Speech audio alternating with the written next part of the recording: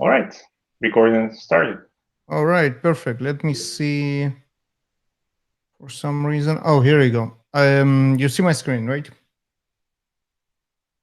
Yes. Oh, perfect. All right. Here we go. It's like now I see that you see my screen. Okay. So implementing best practices in container image promoting pipeline. It's like it's mouthful, but it boils down to how do we build a pipeline that works well with containers. And when I say containers, I actually mean Docker. I mean, we all know that there are other containers and we want to be inclusive, so we go and we say containers instead of Docker, but frankly, it's all Docker anyway. So, and Docker, we have over the last 7 years, we have complicated relationship with Docker. Uh, this is a Venn diagram that I think applies to most of the software. The more we know about software, the less we like it, all the way to this situation when the software that we know really well is almost never um, intersects with the software that we really like. And it's true for Docker as well. And the reason why we have this relationship is because a lot of us don't really trust Docker. And when I say don't really trust, what I mean is we don't really trust 100% that what we intended to run in our Docker containers actually run in our Docker containers, in the images. My name is Baruch Sadogursky. I'm Chief Sticker Officer at JFrog. One day we will have this meetup offline. I will come and I will give you a bunch of awesome t-shirts and stickers, t-shirts and stickers. And now when it's not possible, I'm just the head of DevOps Advocacy in JFrog. The most important part on this slide is my Twitter handle at JBaruch. And this is it. Connect with me on Twitter. If you are not sure you should follow me, my Twitter handle is conveniently on the bottom of every slide. So whenever you feel right, just go ahead and do it. All right, this is my California disclaimer. I now live in California, and we love to make sure that no one is, everybody have the right disclaimers and know what to expect. This is an amazing chart from an amazing book called The Culture Map. We're all work in multicultural environment, so I strongly suggest you all read it. This is one of the charts in which you can see cultures based on expressiveness and confrontational scale. And as you can see, the most emotional, expressive, and confrontational people are from Israel and Russia. And I managed to be from both in different parts of my life. So if I don't offend you during this presentation, I'm really sorry, and I will do better next time. With that, let's get to the most important slide of today's deck, and this is the show notes. You go to jeffrog.com/shownotes, and there you will find the slides already there, the video, and Dimitri is recording based on my request, so we will upload it later. So the slides is there, the video, all the links, including the culture map, and obviously everything that we're going to speak about down the road, the place to comment, to rate, and a very nice raffle to thank you for coming here. So the raffle is a Nintendo Switch. We have a monthly raffle of 2 of them, so you have a chance to win. But regardless of if you will win the Nintendo Switch or not, you will get an awesome JFrog t-shirt. This one, the Iron Frog, and it's amazing. And all you need to do is actually sign up for the raffle and you get it. Pretty cool. So yeah, with that, show notes, as you can see, is also on the bottom of every slide. So you don't need to remember that as well. Now, let's talk about our pipelines. So when we start thinking about pipelines with a relatively new technology, what we do is we usually look for existing patterns. And the question is, do we have existing patterns for pipelines? The answer is, of course. We do them for years. What, CI is like 20 years old, since the beginning of extreme programming and Agile. And Nothing new. We have this promotion pyramid. We have builds that we promote throughout our pipeline. And the sooner in pipeline, we have more builds and the tests are shorter. And towards the production part of the pipeline, we have less and less builds surviving, and the builds and the tests become more complicated, more expensive, and take more time. But since we have less builds, that's okay. This is the same pipeline. Let me ask you. So for the previous slide, what is the smallest size of the organization where these pyramids still make sense? So if I'm a single developer company, you write unit tests, you have a promotion pyramid. Because the builds that fail unit tests, they didn't make it to the next level. The next level might be the final level, but still they felt very early in the promotion. It's just a promotion pyramid of one step actually, but they still have it. Make sense? Yeah. So as we grow, we add more steps to the process. Yeah, we add more tests. We add more steps. And some point in the life cycle, we have stuff like, okay, now we need to add system tests and smoke tests and performance tests and security checks and license checks. All those are steps in this pyramid. In each and every one of them, our entire build might fail, and this build won't go further in the next levels. Thank you. And this is the same on the side, right? We kind of look at it from different perspectives. So we have our source code. Very early in the game, our GitOps is over. Once we submitted everything to the CI server, this is where our relationship with source code ends.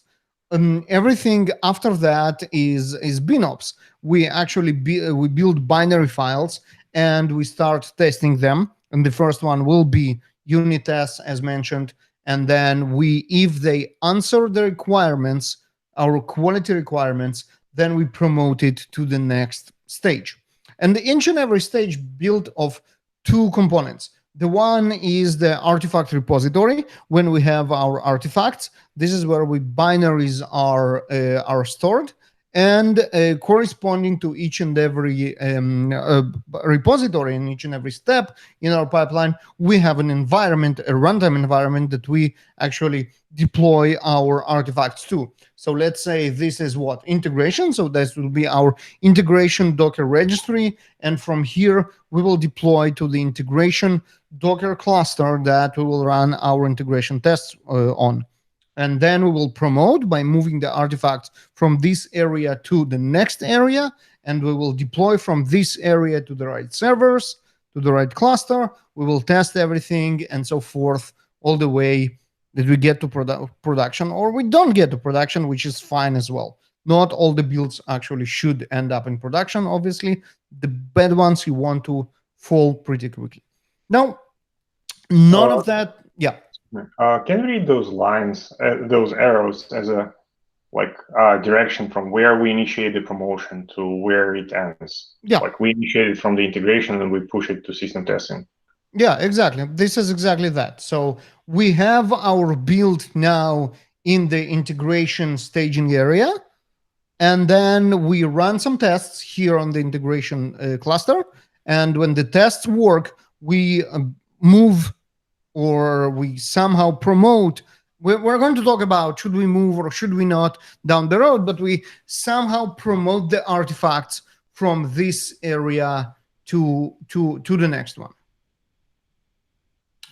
All right, so let's talk about, so this all is not new. We do it with Java, we do it with apt-get, we do it with Debian, we do it with Python, with Ruby, with .NET, you name it. This is all been done for many, many years and many, many options. What changes with Docker? Two things. First of all, it's surprisingly hard to separate those quality areas for Docker. We're going to talk about it in a second. Second, it's surprisingly easy to build everything from scratch with Docker. This combination of hard to do the right thing and easy to do the wrong thing obviously brings us, the lazy engineers, to do the right thing, and this is Docker build all the things. Instead of promoting the build that ended up in that we created in the CI server, we are trended to rebuild for each and every environment, and instead of promoting the artifact, actually promote the Docker file. So you see there are no like central entry point to our pipeline. Instead, we have the Docker file, the source of the Docker file in each and every environment, and we build from scratch. Now we're going to build system test image. Boom, we build it, we test it. If it's good, what do? We promote the Docker file. We call it production mirror or staging, and now we actually have it here. Sorry, but why would we do that? Because it's very easy. Because when you need to promote something, you have two options. You can promote the artifact as we spoke, and it's not as easy with Docker as it looks like. I'm going to explain why. But it's also very, very easy to just retag the Docker file itself. And Docker files are powerful, they're fast. Building them takes no time, especially if you already have the cache of the layers. So it's really easy and it's really nice to promote a Docker file, and it's very hard to actually promote the Docker image. We're going to talk about why it's hard. If I have something like yum installed somewhere in the middle of the Docker file, and between the phases, someone updated that. Yeah. So you are on point. You are on point. That's exactly the problem. Fast and cheap builds are not usually the ways to go, because our entire Docker build file is a mess of dependencies. Now, I wanted to build an example that will illustrate Dimitri's point and my point of how fragile a Docker build can be. But you know what? I didn't have to invent everything. I just went online and looked through a couple of Docker images. This is a real Docker image, and you can find the GitHub repo that it's part of in the show notes. If you go to show notes, you'll find a page, and then through the links, you can find this Docker file. It's a real thing. I didn't invent anything. And the problem with that, every line, or almost every line, except of maybe make dir, is a dependency. And it is a dependency on the latest version. This relies on latest version of Ubuntu. This is the latest version of Node.js. This is the latest version of Python. This is the latest version of your app. Every line here will check for a new version and will download the new version every time we run Docker build. So the chances that we will get a different image every time we run the Docker build is extremely high. Can we make it more stable? We can try. So for example, we can change the declaration from not to use latest, but to use a real version. Is it better? To an extent. It won't download 20.4 or whatever it is now, but even in 1904, there are changes that will be pushed through in the latest in this tag, because Docker tags are not immutable. You can retag, you can reuse the same tag for different artifacts. It is a bad practice, but there is a reason for that. And the reason is obviously security vulnerabilities. If people know that 1904 was good for them, they will probably never update from it, or update from it from many years from now. But if there are security vulnerabilities, in this trade-off, should we make sure that we have an immutable tag, or should we push the security vulnerabilities and break the immutability? Security vulnerabilities take precedence, because hard bleed and what's not. What can really lock down the version is using checksum. Now, checksums are bulletproof because checksum refers to a set of bytes, which is our Docker image. That's all. And there is no way that this checksum will represent anything else ever except of this array of bytes. And this is good, but this is completely unusable because which version of Ubuntu I'm referring to now? Is it 1904? Or maybe it's something else? Or maybe my cat just walked by on my keyboard and typed this? We have no idea. So yeah, so making a reproducible from declaration is very, very hard. What about the rest of them? How about those? Well, it depends. If you know how apt-get work, you might know how you nail down those versions. Or maybe not. How about this? How about a Maven build inside your image? Again, if you know how Maven works, you might say, I know how to nail all the versions. And you know what? No. If you don't know how Maven works, you might say, I don't know how to nail all the versions. If you know how Maven works, you can say, okay, I know how to nail all the versions. If you know real good how Maven works, you know that you don't know how to nail every version. So it really depends. And how about this? I mean, it can be everything, anything. Basically, any call for anything anywhere brings a dependency that can be changed. So as Dimitri said, there is an anti pattern that we really shouldn't do.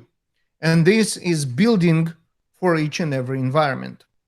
And it's bad because if the build is not reproducible, and most of the builds are inherently not reproducible, there is a very high chance to end with different containers that we run in each and every environment.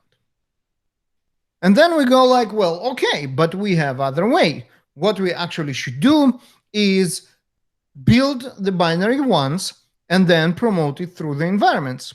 As the diagram previously shown, we want to do this. We do Docker build, we get an we get an image, and then we promote this image through the pipeline, through those quality gates that are right here to production. So this passes quality gates, next environment passes quality gate, next environment, etc. I had a question about the quality gates. Yeah, absolutely. So, you're not using multi-stage builds with each stage being a quality gate? So you just that's a good. Or do you have different Docker files for each? Yeah, so multi-stage is definitely one of the options to implement quality gates. We're going to talk a little bit about others, and let me get to the multi-stage a little bit later. Unfortunately, I don't have this as an option in the presentation. But first of all, thank you for the tip. It's a good idea to edit, but we can talk through it as well. Let's talk about other quality. I'm trying to figure out what to do, and I'm not sure what the popular thing is now. Yeah. So first of all, I will present you now with 3 different options of implementing quality gates. I will tell you what we feel the best one, and then we're going to talk about multi-stage as another option. So let's talk about quality gates. It was like a perfect segue for me. So why do we need quality gates? Quality gates we need to make sure that we don't mess up the right how do you call it, maturity of artifacts with the right environments. So the QA shouldn't test dev environments, non-tested images shouldn't be staged, and of course, not staged, not tested, or dev images shouldn't end up in production. And the question is, how do we do that?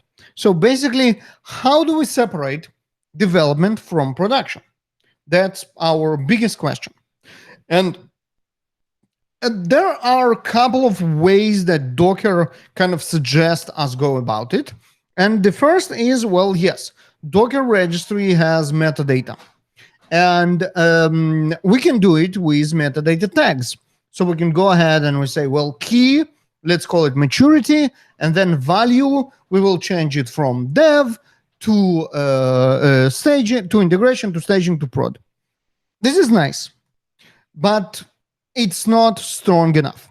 It's not strong enough because you cannot limit visibility of your environments based on those tags. You cannot say, well, dear production cluster, make sure that you by mistake won't take the one with the wrong tag. Well, you can, but it's not easy, and you need to make sure that you rely on the right tags. In the end of the day, it's just free text that you need to make sure that you get it right, and the errors are obviously very, very pricey. The second option is using Docker repositories inside Docker registry. Docker repositories are a concept that Docker borrowed from GitHub.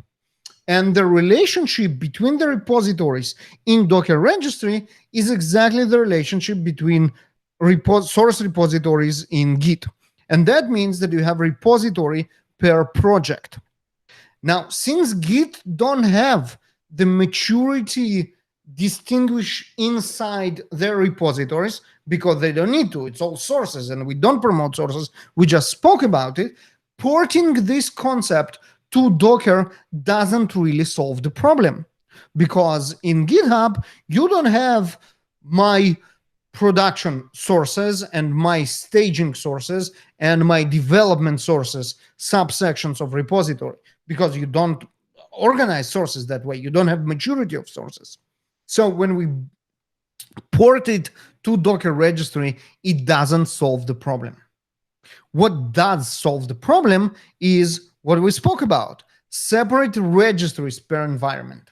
If I have a registry for dev, for integration, as a registry for system testing, a registry for staging, and a registry for production, this is how I guarantee that my production cluster will never, by mistake, grab something from integration. Why? Because it doesn't even know that integration registry exists. It has its own registry. This is what it sees. So this is very strong quality gates, and this is fine. Now, what if I'm really small company and I don't have time and money to install several different registries? This is a great question. So the next question is how easy it is to install different registries. It sounds like a huge headache, right? It's a lot of infrastructure work that I need to maintain. I don't want it. It's not easy. You shall not pass. Let's not do it. The problem why it is not easy is actually completely trumped up. It's not a real issue to have multiple repositories of anything on one single tool. If you think about other tools, if you think about Java, if you think about Python, if you think about apt-get, if you think about Debian, there is no issue at all to have one tool that have multiple registries. With Docker, it is a problem. And it's a problem because how 10 years ago, Salman Hikes thought about the Docker tag. And what he did, he said, okay, I'm going to reuse the idea of URL to tell everything there is to know about tag. And you can see here how it works. So we have registry host, we have a port, we have a username, and then we have the tag name and the version. So in this structure of host, port, username, and tag, there is nowhere to add which registry inside my host I want to use now. So even if you are willing to spend time and effort in installing multiple registries on your host, the only way to determine between them is maybe by port, but there is no easy way to do that. There is no easy way to have one registry and inside have kind of sub-registries for different maturity levels. Maybe I can solve it with some Nginx configuration. Yeah, exactly. So this comes next. You know what, Dmitry? It's like you saw my presentation, because just when I'm about to say how we're gonna solve it, you have it exactly right. So usually we panic, but we shouldn't, because Dmitry already gave us the solution. Virtual hosts and virtual ports. This is how we solved it. So this is what we want, right? This is what we have. Sorry, we have Docker tag host port tag name. That's all. This is how it translates to the protocol that Docker speaks with its registry. So it's basically the same. Host port tag name. What we want to get is something like that. Host and then context name or not. I mean, context name is optional, but the registry name and then the tag name. And here is exactly the solution that Dmitry came up with. We can do it with URL rewriting, with virtual ports and or virtual hosts on Nginx, on Apache D, on HE proxy, whatever you use. This is how it works. This port 5001 is virtual. It doesn't exist. When the request comes to this port, what we are going to do is we are going to take the tag name and take the tag version and forward it to Docker Dev. For 5002, we will have exactly the same to Docker staging. For 5003, exactly the same for Docker production. Now, this works, but it's a pain in the ass, because you have to install Nginx, you want to maintain it, and getting back to Dmitry's point, what if I'm a small startup? I don't need this crap. I just want it to work. I don't want to maintain Nginx now. The easier and even more elegant way to do it is to abuse a username. The concept of username was invented to support Docker Hub, in which multiple people can have their own forks of HTTPD. Fedora can have one, I don't know, Red Hat can have another, and I can have my own fork. And then we need the username. But in the context of private registry, when you do it for your organization, this is an optional field that no one really uses. So instead, we can abuse it and use it for the designated registry that we want to use in this step of our promotion. Now we are in a better shape. We already have multiple registries installed on our host. And the next question is, okay, how do I do promotion between them? Because promotion now, it's about taking something from one registry and putting something in the other registry. The canonical way to do it by Docker is, well, you pull it, you retag it, and you push it somewhere else. And that makes sense, because remember, you shouldn't even have multiple registries per host. But since we do have them, it's pretty stupid to download them, retag them, and upload them to exactly same host. So instead, we need to use smarter tools. And this is where tools like JFrog Container Registry and JFrog Artifactory come to the rescue. And you can definitely use other tools that do the same. If you can find them, there is a caveat with how easy they can be implemented. If you are interested, I can tell you what the problem is, why there aren't many tools like that in the Q&A. So this is how it works. Look what we have here. First of all, we have three different types of registries. We have a remote registry. What is a remote registry? Is a proxy for Docker Hub. If you paid attention, Docker Hub was down quite a lot recently. We can attribute it to the organizational changes that they have. They split in two. Mirantis bought half of them.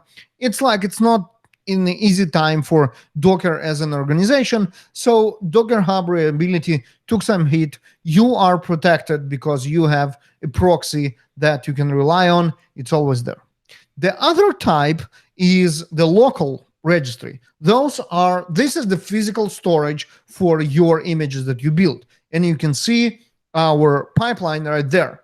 Dev, testing, staging, prod, they're all like here. And the fun part about it is that their storage is actually the same storage. It's just a matter of how the tool presents this image to the outside world through which of those registries, but the storage is the same. What it means is that promotion is immediate and free because we actually don't move anything, not only over the network, which is how Docker would suggest you to do it, pull, retarget, push, but even on a disk, we don't move anything. This is the same storage. We just show it. It just appears in a different registry.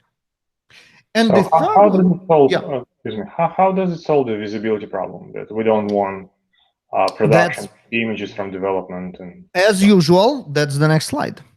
Oh, awesome. It's a theme already. You ask a question and the next slide actually answers that, right? And the last part of this diagram is the virtual registry. Now, what the virtual registry does, it provides a single point of access in the format of Docker registry for any registries behind the hood, right? So you can select now. You want your developer to be able to see all the Docker images, everything you have, and then you can add all of them to this Docker virtual, and then promote and then actually expose a single Docker registry to your developers.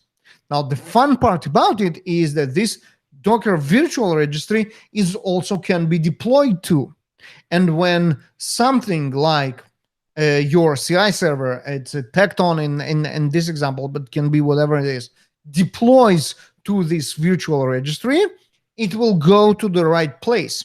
And the only right place for those deployments is the dev, the first step in our promotion. The only way to get to testing, to staging, and to production is through the promotion itself. And now to the question of how the visibility is achieved. Well, very simple. Your clusters only know about their own registries. So the production cluster, the only registry it knows exists is the dev prod local.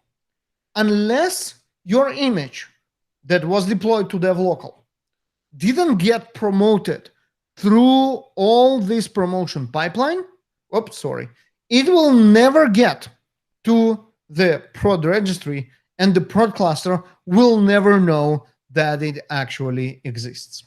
But if it's just a URL, right? What prevents me from installing something from dev local to the production?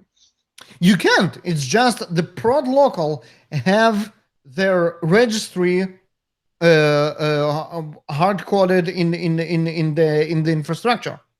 So they are the production cluster is not aware of another registries at all. Yeah, the permissions won't work, right? Even if you try to give it another URL, the permissions won't work anyway, because you as administrator of Artifactory or JFrog Container Registry only expose the prod registry with certain permissions to prod cluster. It doesn't know the username and the password. It cannot log in to other registries at all. But if I'm someone who figure out how to do remote code execution on the production cluster, well, I was able to push some it's not those kinds of protection, right? So obviously we have those as well. So we have rolling keys. You can integrate HashiCorp Vault. You can make sure that your credentials to those registries won't leak.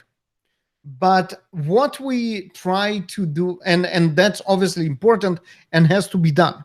But what I'm talking about here is on a more fundamental level. It's when people mistakenly deploy images that are not supposed to be deployed to the wrong environments, just because they don't have this separation by URL of the registry and by the role-based authentication to those registries.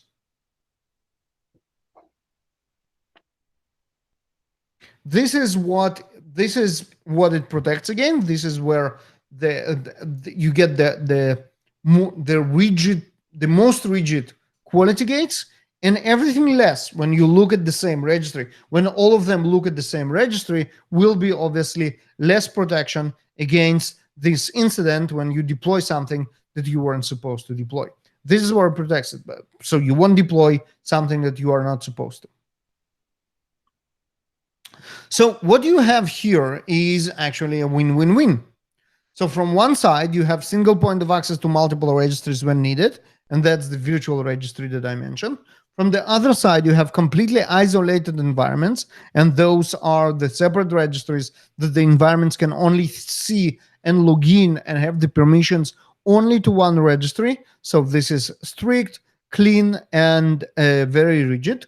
And the third one is immediate and free promotions between those registries. When you move your artifact from dev to prod, it actually takes one API call or one command with JFrog CLI to promote between the registries.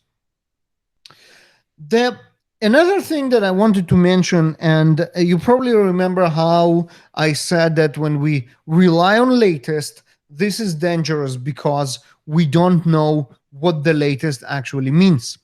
And this is solved in JFrog Container Registry and JFrog Artifactory as well. So this is, you can see here how we have latest, but among the metadata, among the stuff that we know about latest, we have here an entry that clearly signals to which of normal tags, like immutable versions, this latest refers to. And then we are free to pull this latest, to do whatever we like with it, even to deploy it into production as latest. Because in every point of time, we can take its checksum, find it in the container registry, and then we will see what actual version we actually use. And this is, again, very powerful because we still have the simplicity of latest for our usage or even for the promotion through pipelines, but we always know what it really means as long as we didn't override the version, the tag for our image, which is obviously a horrible practice by its own. Unfortunately, there is no way for us to prevent it because it's either Docker will accept a new tag with a new artifact with the same version or not. This is defined by Docker, and they do accept it. So we definitely not recommending doing it. But if you don't do it, you're safe with your version as well. Now, so I show you how you get control of your Docker images, but you also have all those dependencies that can move around and be unstable and everything. And for that, you can actually use it in the same tool. So you remember how I showed you the cache registry, and the cache registry is right here. So you can see how your base image is actually cached inside your JFrog container registry directly. So you can have this dependency nailed down, and your application, your infrastructure and application dependencies are cached as well. So we have what it's called a generic repo, and generic repository, you can put any kind of file there. So here's an example of how you version your JDK and your Tomcat in the generic repo, and also your application files are also there. So when you need to recreate the build, you have everything you need. So you own your dependencies, your base image, your infrastructure, and your application files. So with that, conclusions: build only once, separate environments, promote what you build through those environments, and own your dependencies. Now we have plenty of work time for questions and discussions, and this is great. This is a good time for Q&A. At JBaruch on Twitter, as I mentioned. TBDevOps is the hashtag. When you want to say something about this talk on Twitter, please make sure to include this hashtag. Let's promote this great meetup. And show notes, the slides, the video, all the links, and the raffle. You get t-shirt right there just for signing up, and you have a good chance of winning one of 2 Nintendo Switches. With that, thank you. Now let's talk about it. So the scenario you mentioned is when your production environment has the access to the container registry. Mm-hmm. What about the situation when your production environment is air-gapped somehow, and there is no direct access? Yes, this is a great question, because that's a very, very popular scenario. Obviously, a lot of regulated industries like the finance, the government, medical, and what's not have those air gaps environment when they actually have this part dependencies. They cannot get dependencies into their system because there is air gap here. So there are different scenarios, different solutions for air gap. Some are completely automated in case they have a process in which they can automatically verify the artifacts. And then what they usually do, they will have a dirty Artifactory or JFrog Container Registry instance in which they have access to the outside world. They will get the dependencies to this dirty instance. They will do their checks, and then they will use a replication to get those instances all the way in. And that's kind of also can be completely automated if the checks are automated, semi-automated. They can trigger, they can download the dependencies, check them, and then trigger a replication, or even as manual as using like a USB flash drive to plug it into the dirty instance, download the artifacts that are already checked, and then physically bring them into their secure network, plug it in, and then getting them into their cache. So we have a white paper on jfrog.com/resources that speaks about different air gap scenarios with practical examples and strategies on how to do it. But basically, once you got your dependencies in, it's absolutely the same inside. And you don't need to separate your production proxy registry from the others, because you already have rigid quality gates. You already have this guarantee that the production won't mix up with dev because it's a separate registry. You have this guarantee, but you don't need to have another tool for that. But there is also like the other version of the air gap is when we air gap ourselves from the production, because production runs in less trusted environment for whatever reasons. Yep. So and this is done. Yep. In that case, when we promote artifacts and containers into the environment, we need to make sure that whatever is in that environment is what actually we built. And like it requires the whole bunch of stuff around signing those artifacts, maintaining that chain of trust across the boundaries. Absolutely. So for that requirement, we use another tool, which is now like go all the way to the very enterprise. So what I showed you here, the JFrog Container Registry is a free tool for teams that just getting started. All they need is a powerful Docker registry that can allow them to start and work on their pipelines, and it supports like Docker Helm generic, and that's all. Now, the scenarios that we are not talking now, air gap, both on the input and on the deployment, is on the other side of the scale of the enterpriseness of the team and the organization, if you wish. And for that, there are completely different tools. For example, you can use the JFrog platform, which includes the JFrog Container Registry in the form of JFrog Artifactory, and also have another tool in it called JFrog Distribution. And JFrog Distribution is about that. It's about this chain of command in which you create distribution bundles from different artifacts. It doesn't have to be Docker images, but in our day and age, most of them are. And then you sign them. They are immutable. You decide on strategies for distribution, to which environments you want to send them. And those environments might be very well on another network or on another side of the continent or on another continent whatsoever. And then it will go there with a smart diff-aware application. So you will actually send as little bytes as possible. And then on the other side, we will verify the signatures and we will verify the checksums and are going to provision those into what we call Artifactory edges. Artifactory edge is like Artifactory, but just scaled down to read-only, serve only the bundles to whatever runtime they're supposed to run. And in that case, how do you make sure that the keys you use on the other side are actually the keys produced by the... Yeah, so this is taken care of JFrog distribution. This is what it does. It has the notion of the trust between Artifactory on one side and Artifactory edge on other, and it will coordinate that the trust, that we have this chain of trust, and the keys are correct, and the checksums are correct, and everything else.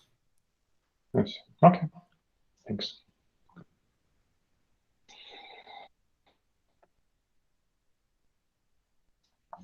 Justin, did I give you some ideas on how to build this quality gates pipeline? Yeah, I was wondering, so we have dev dependencies. So like with Node, we have a lot of dev dependencies that you don't need later on. Mm-hmm. So they just go unused in the production builds, right? Yep. So Yeah. yeah, go ahead. I think it works. But are you using different Docker files for the production build versus the? Yeah. So what you brought up in the beginning, the multi-step Docker images is perfect for that, right? So we have a Docker image that actually is for build, and in which we use all those node and npm and apt-get and maven and what's not. And then in the next step, we get read all of them, because now we have one application file, right, and that's the only one that we add to the image. That's exactly how it should be used. The thing is, from our perspective, from the perspective of artifact repository, it doesn't matter on which of the steps of the Docker image you use them. In the end of the day, you need to own them, you need to manage them, and at least if you use the free JFrog Container Registry, you will version them there, like you see on your screen. And if you have JFrog Artifactory, the full version, you will actually have the dependency managers aware repositories for npm, Debian, RPM, Java, or anything else. So the builds will use Artifactory as their sources for dependencies, and all those dependencies will also be cached in the same tool, on which, on top of that, you can actually add metadata that will correlate one parts of the build to the others and provide you with visibility how and what was built, which is pretty cool.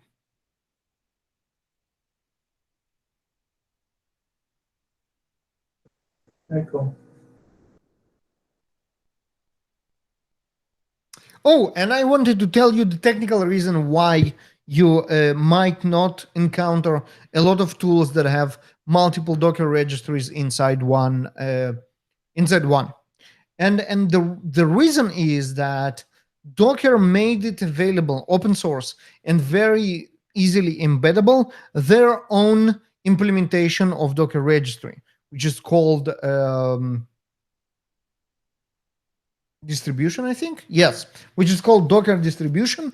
And most of the container registries in the world, you name them, Google Container Registry, Amazon, whatever it is, AWS Container Registry, Azure Container Registry, Harbor, Creo, almost each and every one of them just have the Docker distribution embedded inside. And while this is very easy and provides some level of Docker registry, it's a very naive implementation that won't allow you to do most of the stuff that I showed you today. And this is why unfortunately, they don't have this functionality. So when you select one, check if they allow you to do those rigid quality gates. And if they don't, probably that's not the right tool. But if we talk about Amazon, for example, I can limit access to different registries through absolutely files or something, and that will be exactly the same solution. How do you have multiple registries? I just create as many registries as I want. Yeah, and then the promotion will be over network, and then the promotion will be without metadata, and then you won't have a single virtual registry that you can access all of them at once. I mean, it's doable, right? So as you start with the beginning, okay, you know what? Fuck it, I'm going to install multiple registries on my machine. It's a headache, but I can do it. Yes, of course you can do it. The real question is how easy it is to maintain, to make sure that everything works, the keys, the promotion, that you won't pay for the network of the promotion, that the promotion will be as fast as possible. Of course, everything is possible with other tools. The question is if you have a free tool that does exactly the same, and it's free on Amazon, actually, right? Why you need to reinvent the wheel and have multiple, I don't want to use the word stupid, but multiple simplicity or basic registries when you can have one that actually knows how to do multiple registries, but also have more benefits. Maybe because I configure my whole Amazon infrastructure using Terraform, including the registry. It still works. It's absolutely the same. You can configure this using Terraform as well. I'm not saying there are no other solutions. Obviously, they are. And I'm not saying there are no use cases in which you wouldn't prefer other solutions. Obviously, they are. But if you're looking for something free, easy to set up, and gives you the best practices out of the box, because this is what we had in mind when we did this thing, it might be a good option to look at. That's all.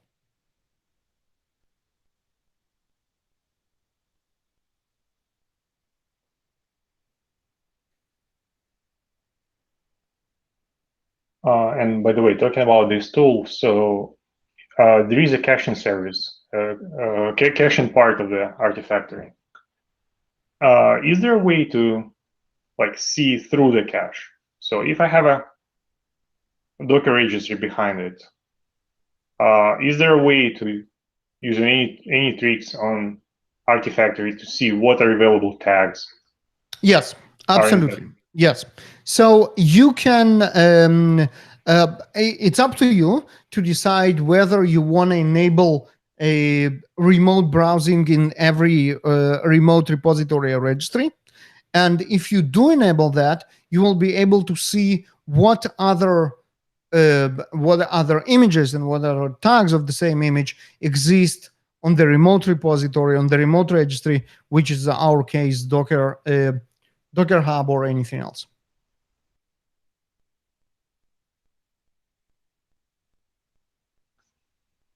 And obviously, it works with stuff like latest, right? So when you go and you say, give me the latest BusyBox, it will give you not the latest BusyBox that cached in Artifactory or JFrog Container Registry, but it will give you the registry that is the latest version that is in the remote, which is in Docker Hub.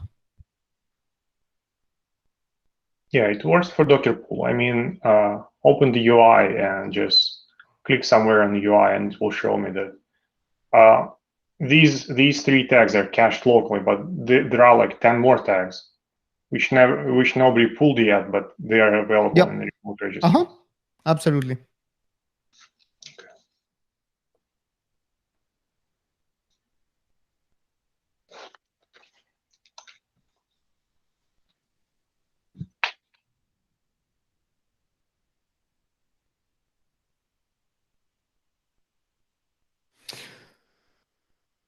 Well, folks, if you have any additional questions, go ahead. Don't hesitate. Just unmute yourself and fire away.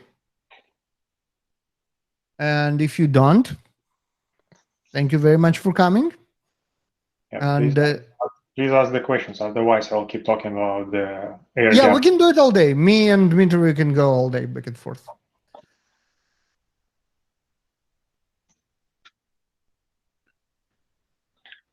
All right. So going back to the air gap environments. When artifact is promoted from high trusted environment to least trusted environment,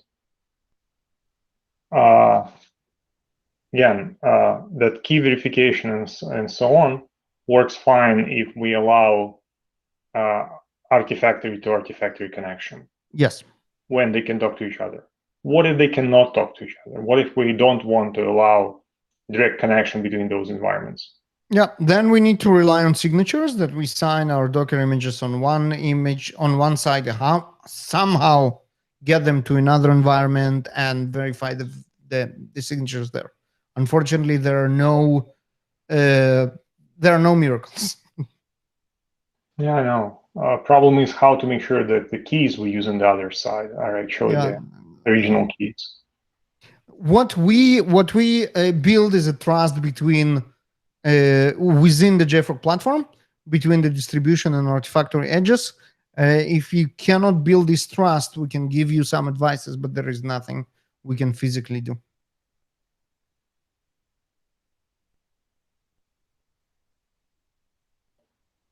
Yeah, and then rotating those keys is another fun challenge. Yeah, no, absolutely, they are. Yeah, I mean, unfortunately, there is no silver bullet, no magic, and air gap environments are hard. Surprisingly, most of those organizations manage to get connected air gap, if you wish, approved, in which there is some way to graduate artifacts from a less secure environment to a more secure environment and vice versa. And then we can build this trust between different parts. And this is good.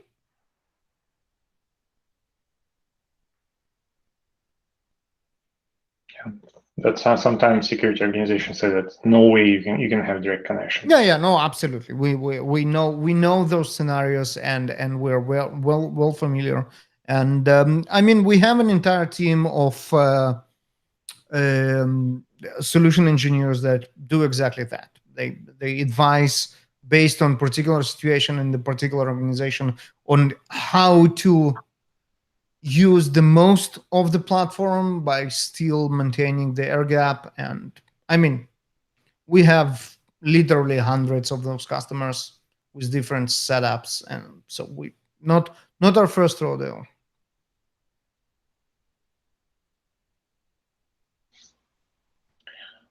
Awesome. Yeah, I think we can call it a day. Yeah, it looks like so. Some people already left.